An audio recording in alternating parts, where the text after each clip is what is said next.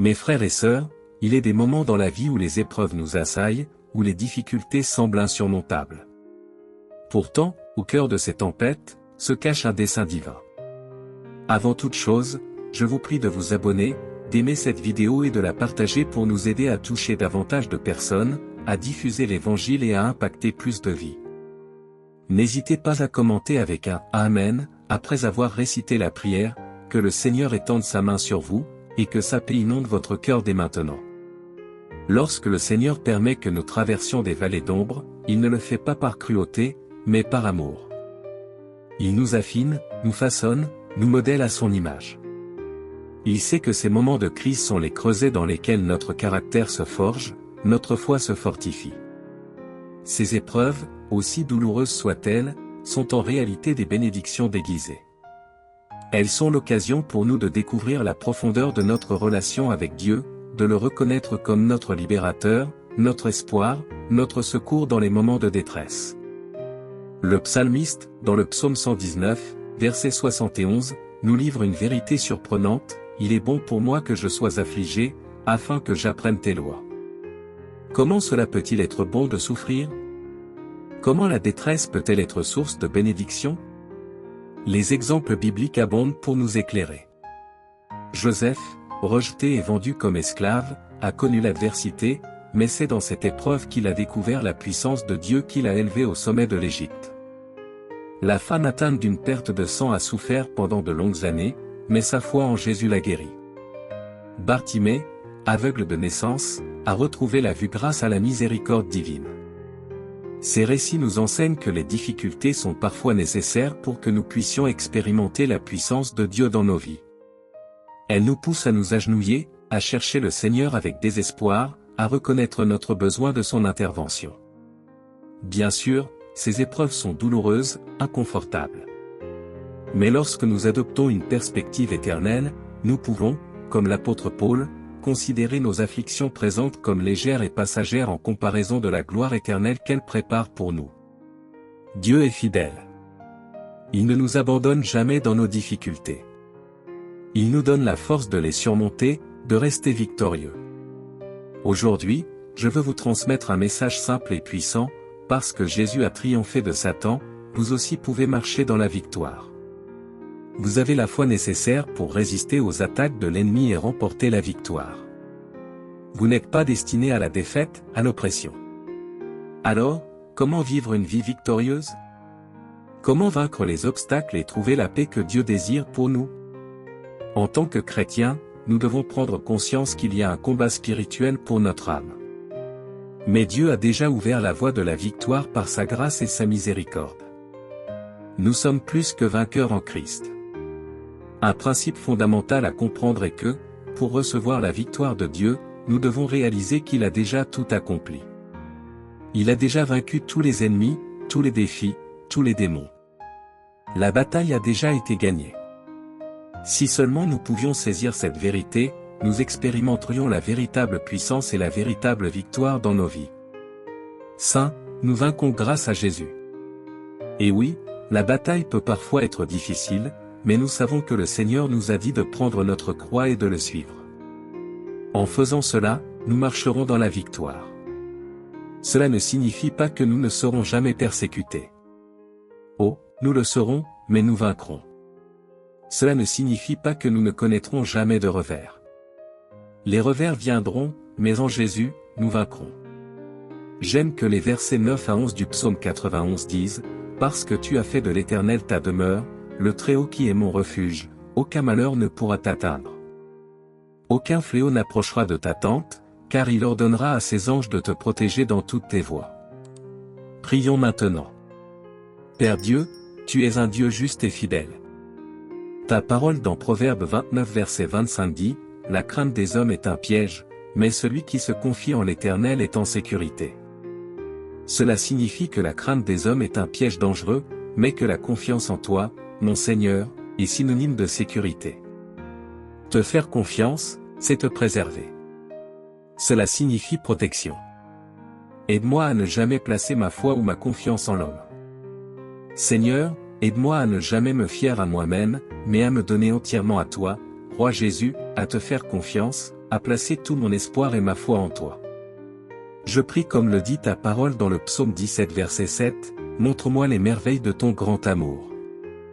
Toi qui sauves par ta droite, ceux qui se réfugient en toi pour échapper à leurs ennemis. Garde-moi comme la prunelle de tes yeux. Cache-moi à l'ombre de tes ailes. Seigneur, que je vois ta main agir dans ma vie. Que je vois les merveilles de ton grand amour, et je prie pour que tu me caches à l'ombre de tes ailes, mon Seigneur. Père, où pouvons-nous trouver la protection si ce n'est en toi?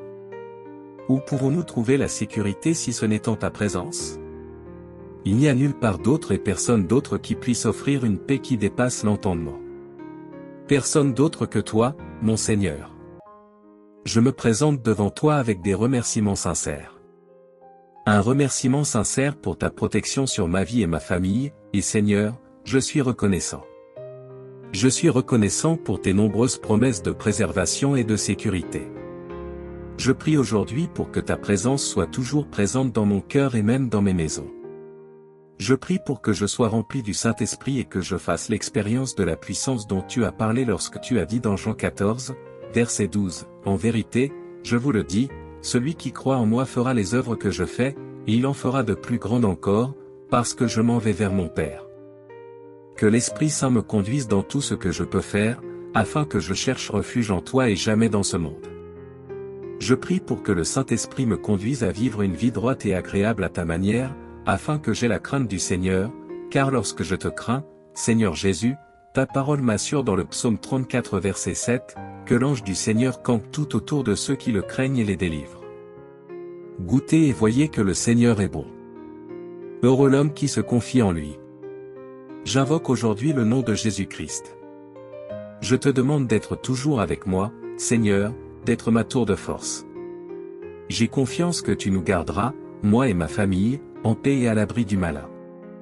Je crois qu'aucune arme formée contre moi ne prospérera, et que tu condamneras toute langue qui s'élèvera contre moi en jugement. Je crois en ta parole qui me dit que tu souhaites par-dessus tout que je prospère et que je sois en bonne santé. Je prie pour que tu ne me quittes jamais et que tu ne m'abandonnes jamais. Puisses-tu m'entourer de ta glorieuse présence. Seigneur, ta présence est ce qui m'offre une protection divine, une protection surnaturelle, partout où je vais et aussi dans ma maison. Ta parole dans Proverbe 18 verset 10 dit que le nom de l'Éternel est une tour forte. Les justes y courent et sont en sécurité. Je cours vers toi aujourd'hui, Roi Jésus. Je cours dans tes bras aimants pour me protéger. Tu es un berger aimant et un grand protecteur.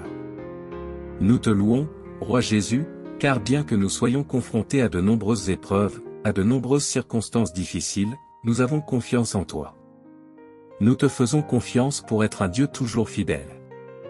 Nous te faisons confiance pour être notre secours fiable. Nous te faisons confiance pour être notre protecteur aimant, celui qui nous donne de la force quand nous sommes faibles. Et Seigneur, je prie pour la personne qui est sur le point d'abandonner. Je prie pour la personne qui est sur le point d'abandonner à cause de sa situation. Père, je te demande de te montrer comme un père pour les orphelins, un défenseur des veuves, un prince de la paix, une forteresse au jour de la détresse et un bon berger. Oui, en effet, le juste peut avoir beaucoup d'ennuis, mais le Seigneur le délivre de tous. Dieu, je te remercie d'être toujours là.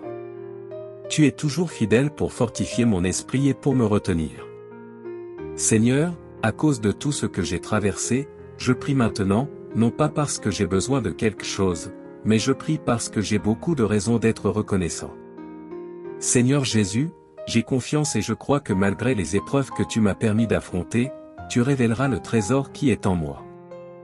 Père, j'accepte que les afflictions que tu me permets d'affronter me développent. Mes frères et sœurs, les épreuves que nous traversons, les difficultés qui se dressent sur notre chemin, sont autant d'occasions de grandir dans la foi. Lorsque le Seigneur permet que nous soyons affligés, ce n'est pas pour nous abandonner, mais pour nous rapprocher de lui. Il sait que ces moments de crise sont nécessaires pour forger notre caractère, pour développer notre confiance en sa puissance.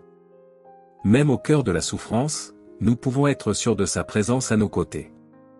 Si nous avons le Seigneur, si sa présence nous accompagne, alors tout ira bien. La victoire viendra de lui, même lorsque nous nous sentons faibles et incompétents. Il est notre fidèle allié, notre guide dans les vallées les plus sombres. Seigneur, je te prie d'apaiser les tempêtes qui font rage dans ma vie. Et si tu juges nécessaire que je les traverse, je te supplie de me donner la force et la foi de tenir bon, de sentir ta présence constante autour de moi. Père, je te remercie d'écouter ma prière. Je prie au nom de Jésus et je bénis ton saint nom. Je déclare avec foi, car tu as fait du Seigneur ta demeure, du Très-Haut ton refuge, aucun mal ne pourra t'atteindre, aucun fléau n'approchera de ta tente.